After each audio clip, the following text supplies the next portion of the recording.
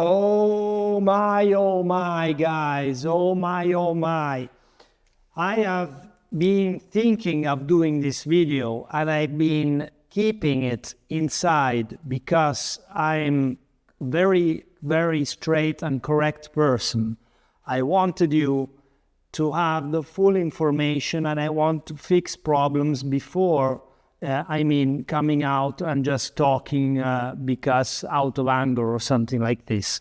So I've been keeping my feelings with this for a very, very long time, but today I have to tell you. So at least at the end of this video, if you don't know, now you know, motherfuckers.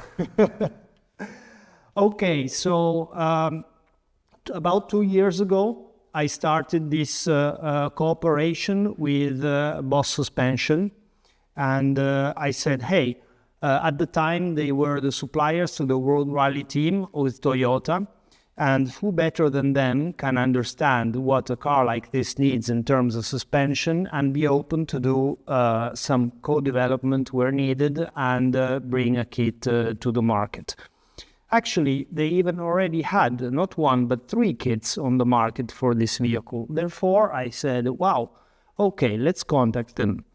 After long talks, I managed to convince them to make me pay for a kit a reduced price and do a marketing cooperation.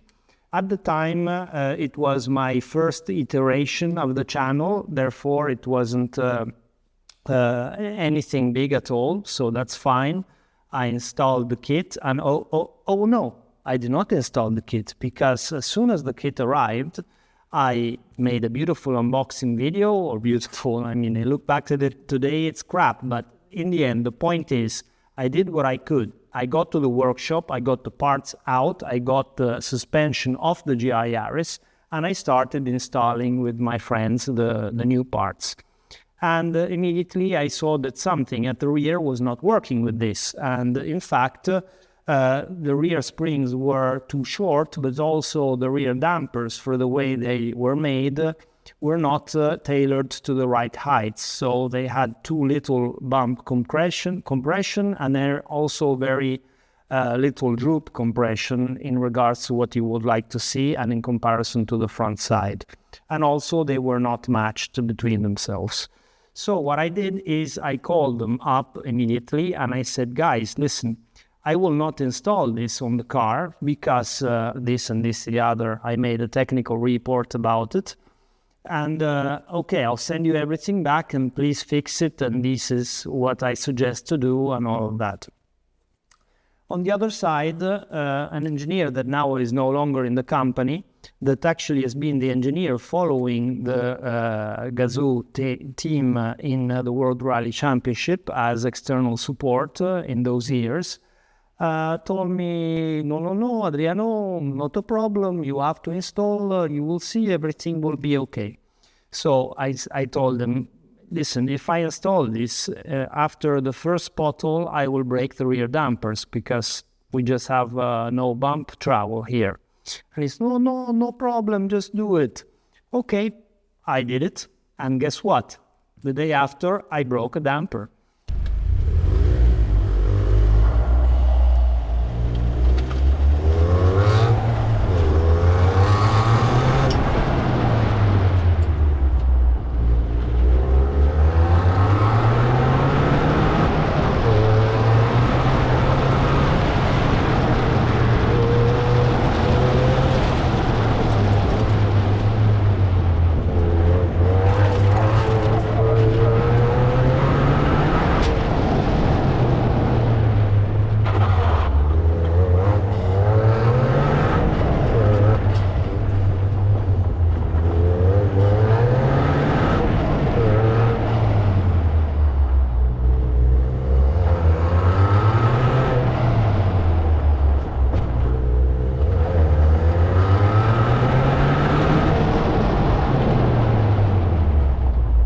And it took me about 2 months and a first lump of money to send this stuff back. And I got a turnaround in 2 or 3 weeks, and the parts went on. the same, identically the same. And I was trying to explain that there was a problem in the carpentry and in the sizes and all of that. So to make a long story short, what happened is that it took me almost 2 years to get the kit revised. I'm not saying that this kit was not a good quality kit and is not something that works well. I am saying that this is supposed to be a road kit, and therefore it's supposed to be like a rally bias kit and have the right bump excursions and have the flow of the car. The flow of the car was achieved through these very soft springs. That is something I really liked from the car and from this setup. But on the other hand, the damping window was not in its place. And also, as I said, the measurements between bump and droop of the setup, where it has to say with the car, when the car has got its wheel on the ground, was just not on it. So after 2 years, we managed to fix this. And I made a video after testing it, and it was a massive, massive improvement. But the only parts fixed were new spring rates and the damping itself. So let's say that they managed to put the dampers in an ideal damping window in order to work in the right way.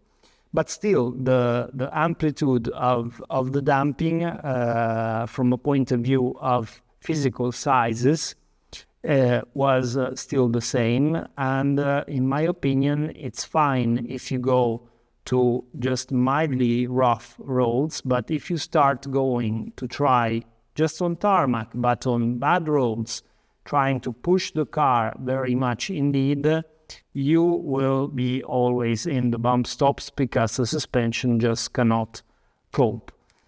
So in the meantime, obviously, since I put my face, although I had paid for this merchandise and recommended the kit to all the channel and all the people following, and I stood by it because I saw improvements, and I was always second-guessing myself, having developed a lot of suspensions.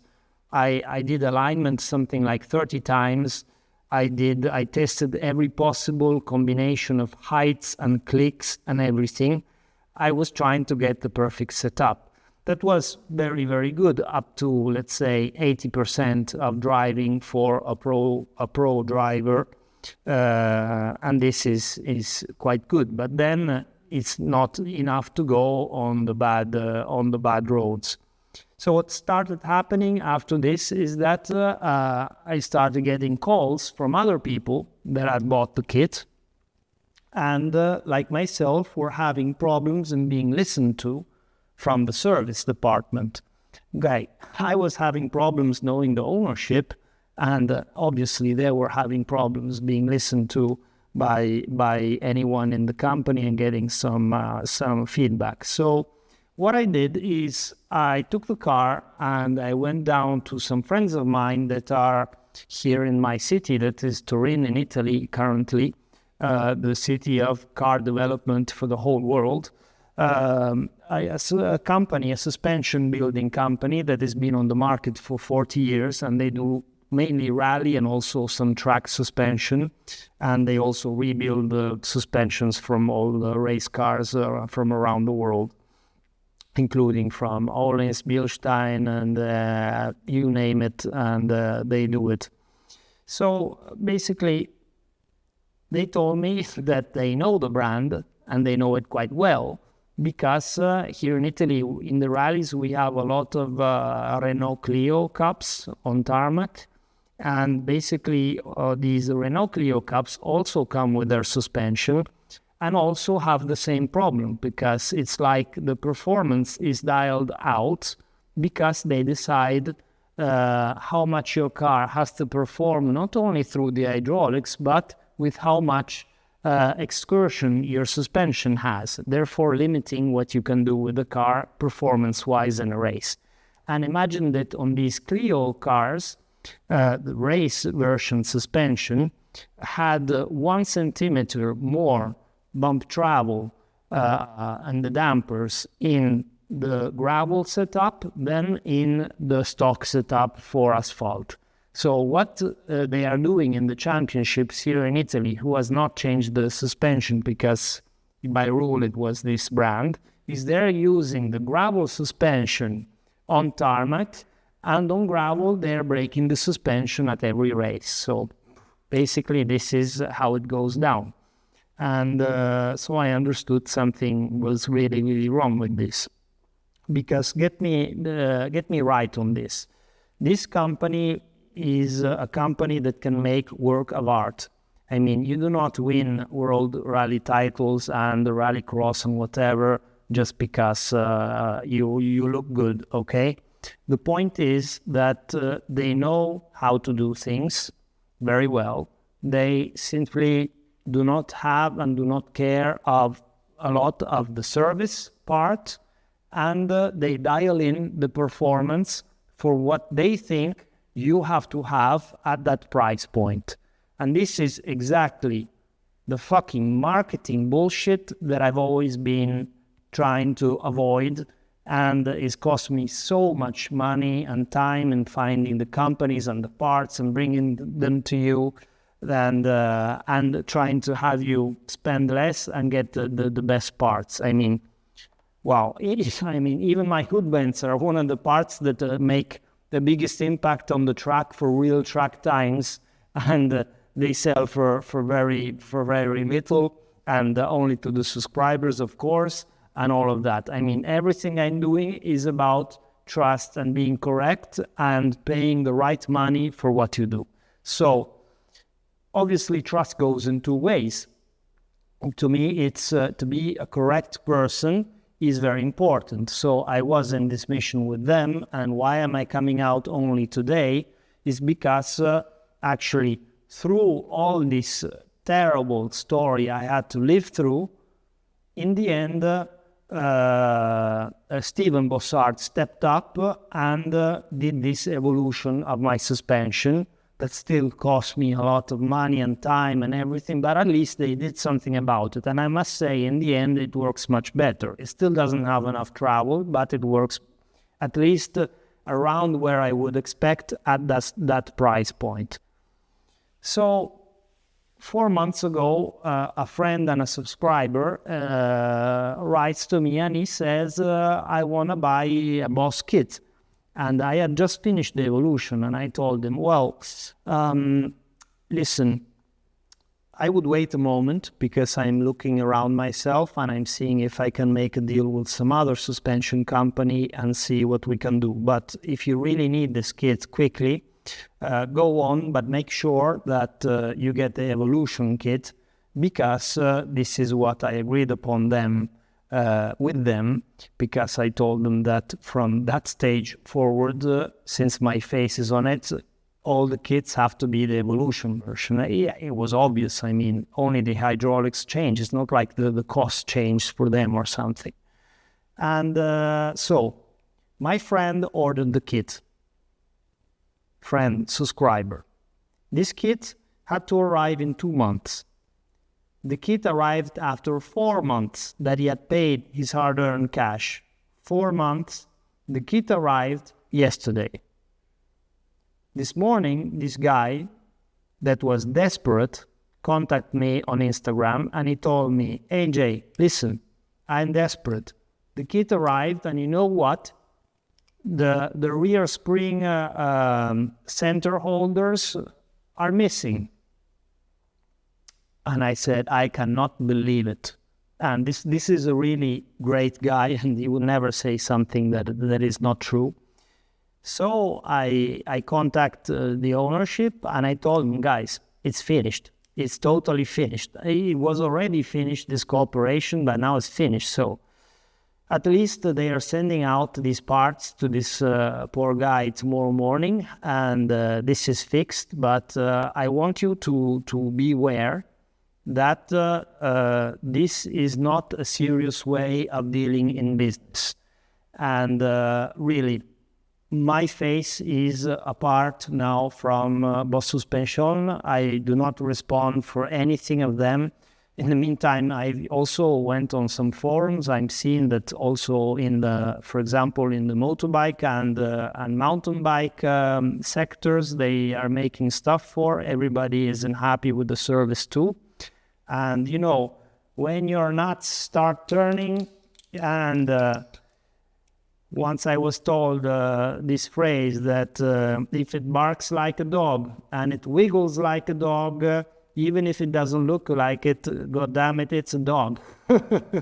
So this is what it is, guys. I am very sorry to have to do this video, but it's very, very deserved, and this is it. So in conclusion, very, very good news is coming, because next week I will announce something that is in the works for now a couple of months, but I made a very, very important cooperation with another company that is top company in the suspension world, and we will be developing something very cool. But we will say the things, and the two things are unbound from each other, because for me it was just dead as it was. And on the other side, another very good friend and very knowledgeable person from another sector with a huge passion for cars has decided to help me out and to be my acting agent for Japan.